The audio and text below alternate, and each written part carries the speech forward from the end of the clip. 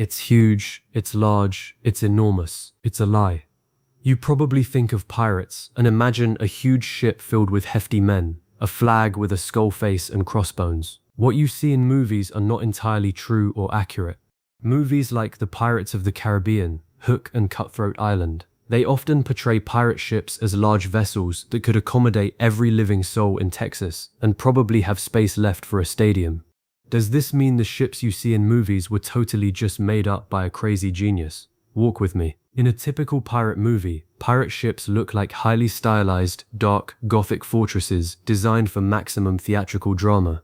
Instead of looking like practical, everyday work vessels, they are treated as extensions of the characters who sail them. Hollywood gave these ships a much more ominous look. Here are a few huge ships portrayed in Hollywood. 1. The Black Pearl. This ship was popular in the Pirates of the Caribbean universe, especially for its striking aesthetic, immense firepower, and unmatched speed. A heavily modified hybrid vessel combining elements of an East Indiaman merchant vessel and a three-masted galleon.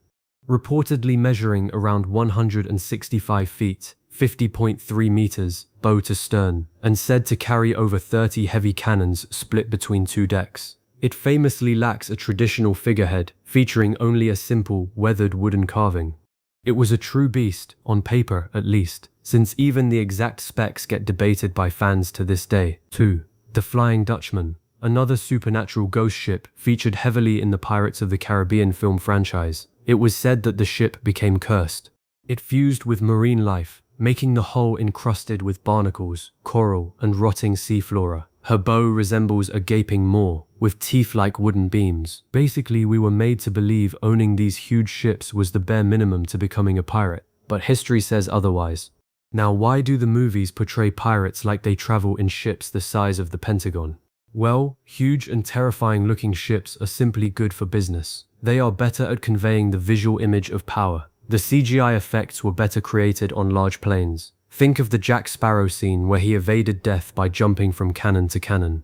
Scenes like that are better created on larger surfaces. Imagine watching Jack fight on a ship that could capsize with just one punch. But there had to be an inspiration though, right? I mean, they had to have seen those ships somewhere. You are right, because the ships shown in movies aren't entire lies. They existed. Now, how did pirate ships actually look like in the 1700s? Compared to the large ships we see on the internet, actual pirate ships were smaller, with some less than 70 feet long. Large ships or vessels were much more expensive and slow to maintain, and could be easily trapped by the Royal Navy. Small ships could float over shallow reefs and hide in coastal mangrove swamps, where heavy naval frigates would run aground. The word ship wasn't even used loosely, it was used to describe larger vessels with 3 or more masts. Pirates needed a boat that was fast and agile enough to overtake prey and could hasten their escape. So pirates often used sloops, single-masted and rigged with a substantial amount of sail to maximize speed. They were also shallow draft boats to allow for quick escape into lagoons and rivers along the island coasts to evade bigger regular naval ships. We were made to believe pirates cruised in ships that were fitted with several rows of cannon, the galleon-style ships. This was only true for navy ships but not for pirate ships. Now, this is not to say pirates never used or owned a galleon-style ship. Although movies present galleons as the standard pirate ship, they were not. Most were actually the targets of pirate attacks, not them doing the hunting. It only makes sense because galleon-style ships were large and enormous, making them expensive to maintain and very slow to sail. So how did these massive ships come into play and get adapted in Hollywood? See, just like any other walks of life, pirates also had celebrities, just like Drake and I. Huge ships were basically reserved for these celebrities. Regular pirates just couldn't afford to sail with huge vessels. Operating a 100-foot warship required specific conditions that only the most successful captains could fulfill. A large warship needed at least 150 to 200 men just to pull the heavy ropes for the sails and man the multi-ton cannons. Pirates weren't placed on a salary basis. They only earned if they captured a wealthy price. Keeping 200 desperate, violent criminals fed, hydrated and cooperative on a giant ship without a steady stream of stolen gold was a recipe for an immediate bloody mutiny. When a Royal Navy warship needed repairs, it sailed into a heavily guarded government dry dock. Pirates didn't have access to ports. If a massive ship suffered hull damage or rotted from wood-eating worms, it required an immense amount of physical labor to fix. To clean the hull, a crew had to careen the ship, meaning they had to intentionally run it onto a beach, tie it to trees, and pull the entire massive vessel onto its side using ropes. Doing this to a 300-ton ship was incredibly dangerous, exhausting, and left the pirates completely defenseless for weeks. Ultimately, small ships made pirates money, while huge ships mostly brought them fame, and for some, a much faster path to the gallows. But it's not always that straightforward. Sometimes the ship didn't kill the pirate. What the pirate did after the ship went down did. Case in point, these so-called celebrities include Blackbeard, and here's where it gets juicy. In June 1718, he ran his massive flagship, Queen Anne's Revenge, aground on a hidden sandbar off the coast of North Carolina. Now here's the plot twist historians didn't see coming for centuries. Most of them now believe he did it on purpose. Why would a man wreck his own terrifying warship? Because that giant crew came with a giant problem. More men meant more mouths demanding a bigger cut of the loot. So he quote-unquote accidentally ran it aground, stranded a chunk of his own crew on a nearby island, and sailed off with a smaller, more manageable gang and a much bigger share for himself. Cold? Absolutely. Smart? Also absolutely. He then did something even more unexpected. He accepted a royal pardon and actually retired. Clean slate, no more pirate life. But old habits apparently don't just die, they come back with a body count. 5 months later he was back at sea, and in November 1718 he was cornered at Ocracoke by Lieutenant Robert Maynard's men, killed in brutal hand-to-hand combat on the deck of a small sloop, nowhere near the giant ship that made him a legend in the first place. Sam Bellamy's 100-foot flagship met its end in a catastrophic, blinding storm off Cape Cod, Massachusetts. Bartholomew Roberts was tracked down and killed by a Royal Navy warship off the coast of West Africa.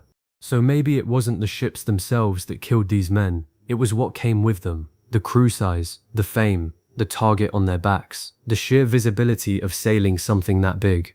The massive vessels were too heavy for shallow waters, too clumsy in storms, too expensive to maintain, and too big to hide from. Blackbeard figured that out before anyone else did. He just couldn't outrun what came next. Let's steer away from the size of the ships. In the movies, pirate ships often looked clean, with a sense of style and infinite aura. This wasn't the case in the 1700s. Ships were mostly filthy and unsanitary. The hulls of the ship were plagued by shipworms constantly boring millions of holes into the wood, causing pirates to drag their ships onto beaches in an attempt to patch them up. And without a proper shipyard, they were constantly patching with whatever they could find, making the ship look tattered and poorly designed. Now, pirate movies usually show ships with spacious builds and sweet aesthetics, where characters usually have their dramatic sword fights, while the cook on the other hand saves the captain. Usually, a standard ship was run by 15 to 20 men to save money. Now pirates would cram 100 to 150 men onto those exact ships. The whole idea behind the human sardine was to save costs, because fighting was expensive and came with risks. So what they do is to intimidate their victims in hopes of avoiding a fight. They needed overwhelming numbers to intimidate and strike fear in the hearts of victims, and also to replace crew members who died of tropical diseases like malaria, yellow fever, and scurvy.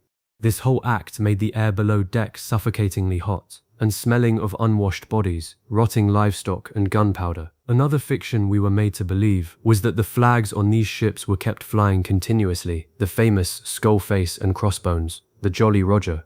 In reality, while most pirates used the flag, no version of it was universal. It was different for every captain who used one, and was designed to frighten victims into surrendering without a fight. Just like how the famous Blackbeard usually puts matches in his beard for an appearance of terror. The Jolly Roger was not a standard flag. However, it did bear a common resemblance to any national flag, as most pirate crews personalized it to their needs. So basically what they did was to sail peacefully disguising false flags, to approach merchant targets peacefully. They only raised their terrifying customized pirate flags at the very last minute to strike psychological terror into their prey, forcing a surrender without firing a single shot. Now you might be wondering, do these pirates act under a moral code, or even a code at all, as they appear to be ravaging beasts? Popular culture, from Pirates of the Caribbean to Treasure Island, portrays pirates as acting under a fixed code, taking collective decisions and obeying laws which all the crew members respected. In reality, these so-called code were actually just contracts negotiated by the crew. Contents differ with each ship. These contracts often contain distribution of spoil, taxes on board the vessel, and punishment for improper behavior. According to historian Marcus Rediker, whose research on pirate crews is considered some of the most authoritative on the subject, some pirate vessels operated as democracies that enabled crews to elect captains, while other ships granted the captain with almost dictatorial powers. There is hardly enough evidence to support the claim that pirates had a standardized code of morality. This is mostly a myth that has been adopted into the world of literature and filmmaking.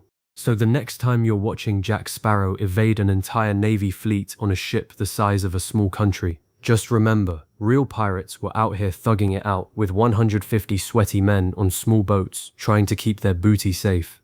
Maybe the real lie Hollywood sold us was that bigger was better. The guys who thought so ended up famous, sure. They also ended up dead a lot faster. Anyway, that's it from me. If I got anything wrong, or left something out, drop it in the comments. I actually read them, I promise.